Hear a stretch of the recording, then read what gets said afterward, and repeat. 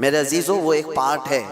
ظالموں نے جس طرح کا یہ ہمارے اوپر الزام لگا کر رکھا ہے کہ یہ سجدے کرنے والے لوگ ہیں، قبر کی پوجا کرنے والے لوگ ہیں، اور مزارات اولیاء پر جا کر شرک و بدعت کرنے والے لوگ ہیں. دنیا کو یہ پھیلا کر کے رکھا گیا. ہم اس سے برات کا اظہار کرتے ہیں. ہم سنی مزار کو سجدہ تو چھوڑو، ہم رسول کو بھی سجدہ نہیں کرتے. سجدہ صرف اور صرف اللہ وحدہ لا شریک کے لیے ہے. عبادت صرف اللہ رب العزت کے لیے ہے.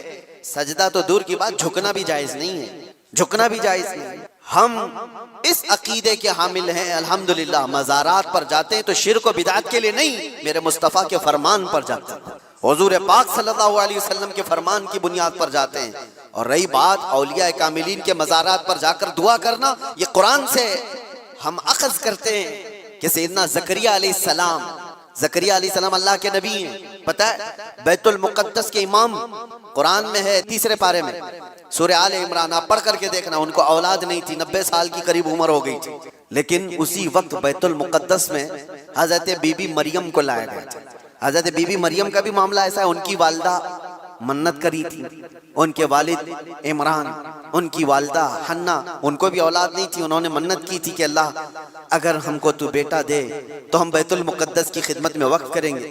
بیٹا نہیں ہوا، بیٹی ہوئی. منت کے مطابق انہوں نے اپنی بیٹی کا نام مریم رکھا اور لا کر کے بیت المقدس میں وقف کر دیا بچپن میں. تو کس کو دیا جائے گا؟ جو بیت المقدس کے امام تھے، متولی تھے، حضرت زکریا علیہ السلام، ان کے ہاتھ میں دیا گیا کہ یہ بچی وقف ہے. حضرت زکریا علیہ السلام نے قبول کیا اور ایک محراب میں بچی کو رکھتے تھے. قرآن میں یہ ذکر ہے، میں بتا رہا ہوں آپ کو. اور حضرت زکریا علیہ السلام کہتے ہیں کلما دخل علیہا زکریا المحراب وجد عندها رزقا قالت یا مریم انا لکی هذا قالت هو من عند اللہ ان اللہ یرزق من یشاء بغیر حساب. جب حضرت زکریا علیہ السلام محراب مریم میں جاتے تو کہتے ہیں قسم قسم کے پھل وہاں پر رکھے. حادثاتی طور پر، اتفاقی طور پر گرفتار ہوا اور سارے لوگوں پر جو قلم لگے تھے اس بندے پر بھی لگے. بیوی چھوٹ گئی، طلاق ہو گئی، بچے بھی ادھر سے ادھر ہو گئے. 22 سال میں دنیا بدل گئی. نہ کبھی وہ جیل سے باہر جانا چاہتا ہے، نہ ہی کبھی گیا، نہ پیرول، کبھی کچھ نہیں. جو موجود اندر وہیں پر. اس بندے کو میں نے دیکھا کہ مسلح پھٹ چکا لیکن وہ چھوڑتا نہیں اس مسلح کو، پیون لگا کر کے. قرآن جس کو پڑھتا ہے پہلے پارے پر انگلی رکھو تو تیسرا پارا بھی دکھنے لگ جائے، اتنے وہ رکھ پھٹے ہوئے ہیں، لیکن وہ اسی کو لے کر چلتا ہے. تب اس قیدی کے سامنے میں نے کہا تھا ان مع العسر یسرا، ہر تکلیف کے بعد آسانی. تو ہنس کر کے کہا مولانا یہ بولنا بہت آسان ہے. میں اللہ تبارک و تعالیٰ نے شہیدوں کی زندگی بیان فرمائی. فرمایا جو اللہ کی راہ میں مارے جائیں انہیں مردہ نہ کہو، وہ زندہ ہیں اور تمہیں اس کا شعور نہیں. وہ کیسے زندہ ہیں؟ وہ عالم برزخ، موت کے بعد قیامت تک ہماری موت ہوگی، مرنا ہے، اور اس کے بعد قیامت کے دن اٹھنا ہے. اس پر یقین ہے کہ نہیں ہے؟ اس پر اگر یقین نہیں رہا تو آدمی کافر ہو جائے گا. ہمارے ایمان کا حصہ ہے مرنے کے بعد دوبارہ زندہ ہونا. لیکن اس کے بیچ والا جو گیپ ہے، موت کے بعد سے لے کر قیامت تک کا جو سفر ہے، اس کو کہتے ہیں عالم برزخ. یہاں کی جو زندگی ہے، اس زندگی میں یہ جو گیپ ہے بیچ کا، موت سے لے کر قیامت تک کا، یہاں کی حیات برزخی اس عالم کی جو زندگی ہے اس کے متعلق بیان فرمایا جا رہا ہے کہ وہ شہید زندہ ہیں. اب یہاں پر ایک سوال اٹھتا ہے کہ بعض لوگ اس چیز کو ڈینائی کرتے ہیں یوں کہتے ہوئے کہ ہم جب رسول اللہ کی زندگی کے بارے میں کہتے ہیں میرے آقا صلی اللہ تعالیٰ علیہ وسلم وفات کے بعد بھی زندہ ہیں، حضور کی موت کے بعد بھی آپ صلی اللہ علیہ وسلم زندہ ہیں، تو وہ یہ کہتے ہیں کہ بھائی یہ برزخ کی زندگی ہے، برزخ کی زندگی ہے، تو برزخ کی زندگی میں جو روحیں ہیں وہ سب زندہ ہیں تمہارے اعتبار سے. تو پھر اس میں حضور پاک صلی اللہ تعالیٰ علیہ وسلم کی یا شہیدوں کی زندگی کو الگ سے کیوں بیان کیا گیا؟ اگر موت کے بعد سے لے کر کے قیامت تک کی جو برزخی زندگی ہے اسی کے بارے میں قرآن اگر کہہ رہا ہے تو اسپیشل کہنے کی ضرورت کیا ہے؟ وہ تو ساری روحیں برزخ میں ہیں، مرنے کے بعد وہ سب احساس کرتی ہیں، ساری روحیں. حتیٰ کہ حضور صلی اللہ تعالیٰ علیہ وسلم فرماتے ہیں کافر مردے بھی سنتے ہیں، کافر مردے بھی. جب جنگ بدر ہوئی تھی تو حضور صلی اللہ تعالیٰ علیہ وسلم نے ان کی سب لاشوں کو ایک گڑھے میں ڈال کر کے ان سے خطاب بھی کیا تھا. صحابہ نے پوچھا یا رسول اللہ آپ ان مردوں سے بات کر رہے ہیں؟ حضور فرماتے ہیں وہ تم سے بھی زیادہ سن رہے ہیں. تو کافر مردے بھی سنتے ہیں تو برزخ میں تو سن رہے ہیں. تو شہیدوں کی زندگی کو اللہ نے الگ سے کیوں بیان کیا ہے کہ وہ زندہ ہیں، تم انہیں مردہ مت کہو. مطلب یہ ہوا کہ برزخی زندگی میں بھی کچھ اسپیشلٹی اور ہے ان کی. وہ کیا ہے وہ میں بتانا چاہتا ہوں. برزخی زندگی میں جتنے بھی لوگ مرنے کے بعد قیامت تک جو موجود ہیں روحیں، وہ کسی کے ساتھ کچھ نہیں کر سکتے. یعنی وہ گئے ہیں واپس، انسانوں کے ساتھ کوئی ان کا معاملہ، کوئی ربط نہیں رہے گا.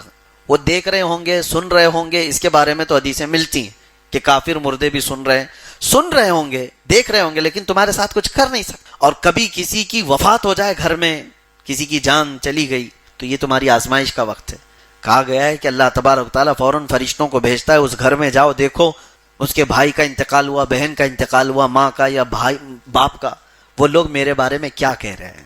فرشتے سب کی باتیں سن کر کے اللہ کی بارگاہ میں جاتے ہیں اور کہتے ہیں جو کہہ رہے تھے. یہ عورتیں جو ماتھا پیٹ رہی، نوحہ کر رہی، ماتم کر رہی، ان کی بھی باتیں پہنچائی جائیں گی.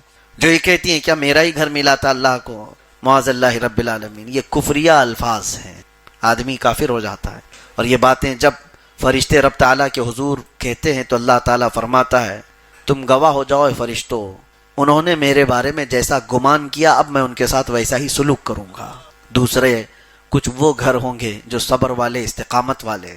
فرشتے ان گھروں سے بھی جا کر کے اللہ کی بارگاہ میں یوں کہیں گے کہ رب تعالیٰ ان کے گھر میں ان کے بھائی کی موت ہوئی، ماں کی یا بیٹی کی، کسی کی موت ہوئی، لیکن ہم ان کے گھر گئے تھے تو وہ صرف اتنا کہہ رہے تھے انا للہ و انا الیہ راجعون. ان کے ہاں شکایتیں نہیں تھیں. تو رب تعالیٰ فرماتا ہے فرشتوں تم گواہ ہو جاؤ، ان کے گھر سے میں نے ایک جان لیا، اس سے بہتر نعمت ان کو ان کے گھر میں عطا کروں گا. ان کو نعم البدل دیا جائے گا. بیماری پر بھی فرمایا گیا بیمار بندہ کیا کہتا ہے، فرشتے سن کر اللہ کی بارگاہ میں عرض کرتے. اگر صبر و استقامت کی باتیں کر رہا تھا تو رب تعالیٰ فرماتا ہے فرشتوں اس سے بہتر خون اس کے جسم میں دوں گا، اس سے بہتر گوشت اسے عطا کروں گا. بیماری، یہ صبر اور یہ آزمائش کے وقت ہوتے ہیں. یہ ہمارے لیے بولنا بہت آسان ہے، پریکٹیکلی بہت مشکل ہو جاتا ہے. میں نے ایک آیت جو ہم ہمیشہ پڑھتے ہیں ان مع العسر، یہ آیت 2 بار آئی ہے، ان مع العسر یسرا، سورہ علم نشرہ میں ہے، جس کا مطلب ہے ہر تکلیف کے بعد ایک آسانی نہیں 2 آسانی ہیں. مفسرین نے فرمایا یہ آیت 2 بار آئی ہے، ہر تکلیف کے بعد 2 آسانیاں ہیں. تم تکلیف میں نہیں ہو، سمجھ میں نہیں آ رہا ہے، جس پر تکلیف ہوتی ہے اس سے جب کہا جائے تو جھنجھلا جاتا ہے کہ کب آئے گی وہ. میں یہی آیت جیل میں ایک قیدی کے سامنے پڑھ رہا تھا، 22 سال سے وہ اندر ہے اور بغیر کسی جرم کے حادثاتی طور پر، اتفاقی طور پر گرفتار ہوا، اور سارے لوگوں پر جو قلم لگے تھے اس بندے پر بھی لگے. بیوی چھوٹ گئی، طلاق ہو گئی، بچے بھی ادھر سے ادھر ہو گئے. 22 سال میں دنیا بدل گئی. نہ کبھی وہ جیل سے باہر جانا چاہتا ہے، نہ ہی کبھی گیا، نہ پیرول، کبھی کچھ نہیں. جو موجود اندر وہیں پر. اس بندے کو میں نے دیکھا کہ مسلح پھٹ چکا لیکن وہ چھوڑتا نہیں اس مسلح کو، پیوند لگا کر کے. قرآن جس کو پڑھتا ہے پہلے پارے پر انگلی رکھو تو تیسرا پارا بھی دکھنے لگ جائے، اتنے وہ رکھ پھٹے ہوئے ہیں، لیکن وہ اسی کو لے کر چلتا ہے. تب اس قیدی کے سامنے میں نے کہا تھا ان مع العسر یسرا، ہر تکلیف کے بعد آسانی. تو ہنس کر کے کہا مولانا یہ بولنا بہت آسان ہے، ہم تو 22 سال سے انتظار کر رہے ہیں کہ وہ تکلیف کے بعد آسانیاں آئیں گی کیسے. ظاہر سی بات ہے، جھنجھوڑنے والی بات ہے، لاجواب کرنے والی بات. ہم خود پریشان تھے، تسلی کے لیے کہا، لیکن بعد میں اس بابا نے مجھے خود کہا آپ گھبرائیے مت، آپ کو کاؤنٹر کرنے کے لیے میں نے نہیں کہا، آپ کو لاجواب کرنے کے لیے نہیں کہا. اگر اس آیت کا انکار کرنا ہی ہوتا تو میں قرآن اور مصلح لے کر 22 سال سے بیٹھا نہیں ہوتا، ورنہ میں بھی کافر ہو گیا ہوتا. انتظار تو ہے، لیکن ہمارے بڑوں نے ہمیں یہ سکھایا ہے کہ اللہ کا جو وعدہ ہے وہ خلاف ہو ہی نہیں سکتا. لیکن یہ تھوڑی نہ ہے، اللہ نے فرمایا ہر تکلیف کے بعد 2 آسانی ابھی دے دوں گا، کل دے دوں گا، یا تیری جیسی مرضی ہے ویسے دوں گا. نہیں، بلکہ اللہ تعالیٰ اس کی جیسی مرضی ہوگی ویسی آسانی دے گا. اور پھر اس کی مرضی بندے کی مرضی سے کروڑوں درجے افضل، بہت افضل. اور جب اس نے فرمایا ہے کہ ہر تکلیف کے بعد آسانی دوں گا تو میرا یقین ہے یہاں نہیں ملے گی تو آخرت میں ملے گی، یہاں نہیں ملے گی تو آخرت میں ملے گی. زندگی تو یوں بھی گزرنا ہے، گھر میں ہوتا تو بھی گزرتی، اندر ہے تو بھی گزر رہی ہے. مرنا تو ہے ہی اس دار فانی سے، لیکن جس آسانی کا رب نے وعدہ کیا وہ کہیں نہیں جائے گی. اگر دنیا میں مل گئی تو ٹھیک ہے، نہیں تو اس کا وعدہ برحق ہے، آخرت میں تو مل کے رہے گی. اور ہو سکتا ہے رب تبارک و تعالی ہمارے متعلق یہ فیصلہ فرمایا ہو کہ اس کو وہاں آسانی کی زیادہ ضرورت ہے، جہاں لوگ نفسا نفسی کے عالم میں ہوں، وہاں جب رب تبارک و تعالیٰ فرمائے کہ بندے تو 25 سال میرے لیے قید کی زندگی گزار کر کے آیا، اب آ تجھے بغیر حساب کے جنت دیتا ہوں، تو یہ آسانی اس سے بڑھ کر کے اور کیا چاہیے؟ جب محشر میں بڑے بڑے متقی لرز رہے ہوں، پریشان ہوں، نمازوں والے، حج والے ڈر رہے ہوں، کپ کپا رہے ہوں، وہاں جب رب تبارک و تعالیٰ کسی کو پکار کر کہے تو نے جو تکلیفیں دنیا میں اٹھائی تھی، میں نے وعدہ کیا تھا ہر تکلیف کے بعد آسانی، دنیا میں نہیں دیا، یہاں دیتا ہوں، تیرا حساب نہیں ہوگا، اس سے بڑھ کر کے کوئی اور آسانی ہے؟ تو اسی لیے اللہ تبارک و تعالیٰ نے جو فرمایا اس سے آس لگا کر کے رہیں، اگر تکلیفوں کے بعد ہماری آسانی یہاں نہیں ملی تو گھبرانے کی ضرورت نہیں۔ کہاں ہے قرآن کا وعدہ؟ نہیں آتی آسانی، پریشانی کی پریشانی، پریشانی کی پریشانی، صبر رکھو، رب تبارک و تعالیٰ ہمارے حق میں زیادہ بہتر جانتا ہے کہ وہ آسانی ہمیں کہاں ملنا چاہیے۔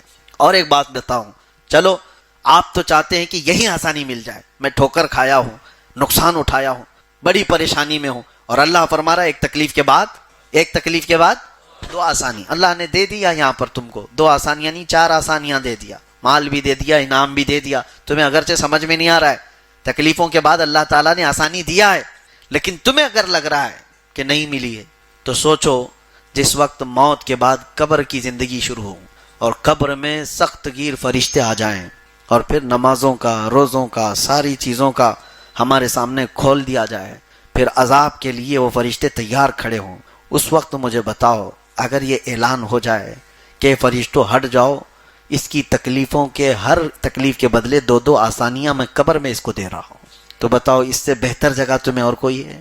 یہاں کی زندگی تو گزر ہی جائے گی کہ قبر کی اور حشر کی زندگی میں اگر آسانیاں مل گئی تو سمجھ لو یہ رحمان کا بہت بڑا انعام ہے۔ اور اسی لیے دعا یہ کرو کہ اللہ تبارک و تعالیٰ، ہاں یہ حدیث میں ہے، کچھ بندے ایسے ہوں گے قیامت کے دن اللہ تعالیٰ فرمائے گا پہاڑ جیسی اس کی کچھ نیکیاں، اسے کہا جائے گا یہ تیرا ہے، وہ کہے گا اتنی نیکیاں تو کیا نہیں تھا مولا میں، تو رب تعالیٰ فرماتا ہے تو روزانہ دعا مانگتا تھا اور تیری ہر دعا میں نے دنیا میں دی نہیں، لیکن جتنی تو نے مانگا وہ سب میں نے آخرت کے لیے جمع کیا تھا۔